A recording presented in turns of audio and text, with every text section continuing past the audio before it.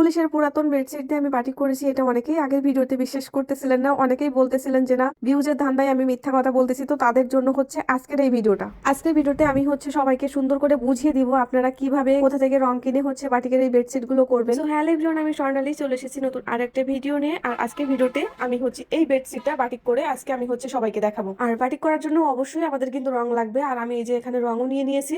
রং হচ্ছে আপনারা ওই যে ব্লক বাটিকের দোকানে হচ্ছে খোঁজ করবেন, আপনাদের এলাকায় একটু বড় মার্কেটে খোঁজ করবেন, ছোটখাটো দোকানে খোঁজ করলে কিন্তু পাবেন না। আমি যেহেতু যশোর থাকি, আমি যশোর সদর থেকেই হচ্ছে রংটা নিয়েছিলাম। যশোরে যারা আছেন তারা হচ্ছে লোহাপট্টির সাইডে যে রং ব্লক বাটিকের রং টং পাওয়া যায়, তো ওইখানে হচ্ছে যে কোনো দোকানে গিয়ে যদি প্রথমে একটা দোকানে গেলেন সেখানে পাইলেন না, তো তাদের কাছে শুনলে কিন্তু তারা সুন্দরভাবে বলে দেয় যে ভাই ওই দোকানে যান, ওই দোকানে হচ্ছে রংটা পাবেন। এখন অনেকেই বলতেছিলেন যে ভাই পুলিশের বেডশিট বাটিক করার কি আছে, অনেকেরই সাদা বেডশিট পছন্দ না, অনেকের বাসায় ছোটখাটো বাচ্চা কাচ্চা আছে। ভাই আজকে পারলে কালকে হচ্ছে যে বেডশিট নোংরা হয়ে, তো প্রত্যেকদিন হচ্ছে সবার পক্ষে হচ্ছে বেডশিট দেওয়া কিন্তু সম্ভব না।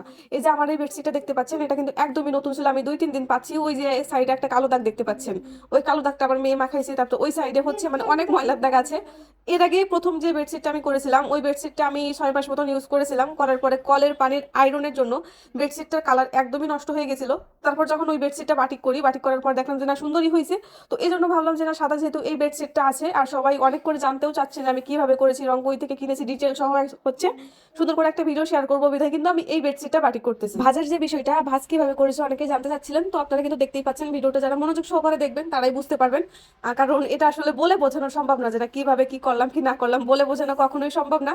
তো আপনারা একটু দেখে একটু বুঝে নেবেন। আর এই যে আমার টুনটুনি পাখি তো আছে আমাদের সাহায্য করার জন্য, আপনারা জাস্ট আমার হাতের দিকে তাকাবেন, আমি কিভাবে বেডশিটটা বাঁধতেছি এটা দেখলে কিন্তু আপনারা বুঝতে পারবেন। আর এখানে বেডশিট বাঁধার জন্য আমি পলিথিন নিয়েছি, আপনারা চাইলে সুতা ইউজ করতে পারেন। আমি সুতা নষ্ট করতে চাচ্ছিলাম না, আমার বাসায় যেহেতু অনেক পলিথিন আছে, তো এই পলিথিন গুলো দিয়েই হচ্ছে আমি বাঁধবো। আর সত্য কথা বলতে, আমার আগের বেডশিটটা আমি পলিথিন দিয়ে বেঁধেছিলাম, ওই বেডশিটটা সুন্দর হয়েছে বিদায় কিন্তু আমি এবারও পলিথিন দিয়ে বাঁধতেছি, সুতো দিয়ে বাঁধার আমি রিস্ক নিতে চাচ্ছিলাম না। এভাবে আমি পুরো বেডশিটটাই হচ্ছে বেঁধে নিব।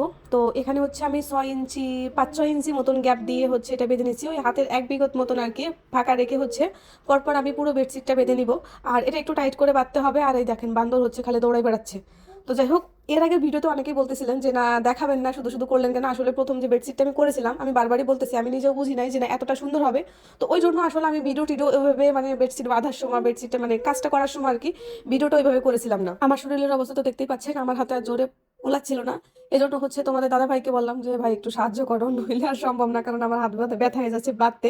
আর আমি অতিরিক্ত ভারী জিনিস বা গায়ে জোর লাগিয়ে এরকম কাজ তেমন একটা আমি করতে পারি। আর এখন তো করার প্রশ্নই ওঠে না, কারণ আমাকে শক্তি দেওয়ার মতো লোক আমার বাসায় রয়েছে, শুধু শুধু আমি কষ্ট করে কাজটা করতে যাবো কেন। তো এই জন্যই হচ্ছে তোমাদের দাদা ভাইকে দিয়ে হচ্ছে এটা আমি বাঁধাচ্ছি। তো এই যে দেখেন বেডশিট বাঁধা আমাদের ডান, এইভাবে আপনারাও সুন্দর করে বেঁধে নেবেন। আর অনেকেই জানতে চাচ্ছিলেন এটা অন্য কোনো কালারের বেডশিটে করলে হবে কিনা। আমার মনে হয় না হবে, তবে সাদার উপর কাজটা করলে আপনার হচ্ছে ভালো হবে। আর অন্য কালারের উপর করলে মনে হয় না বাটিকের বেডশিট হবে। আমি যেহেতু এই বিষয়ে এক্সপার্ট না, আমি সে তো বলতে পারলাম না এই কথাটা।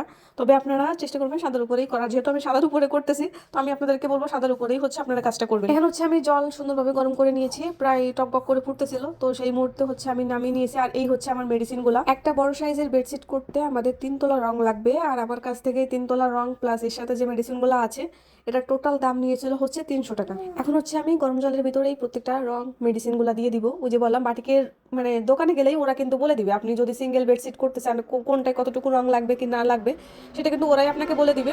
তো এখানে হচ্ছে আমি সুন্দরভাবে রংটা মিক্সড করে এখন হচ্ছে বেডশিটগুলোর ভিতরে দিয়ে দিব। যেহেতু জলটা অনেক পরিমাণে গরম, একটু সাবধানে কাজটা করবেন।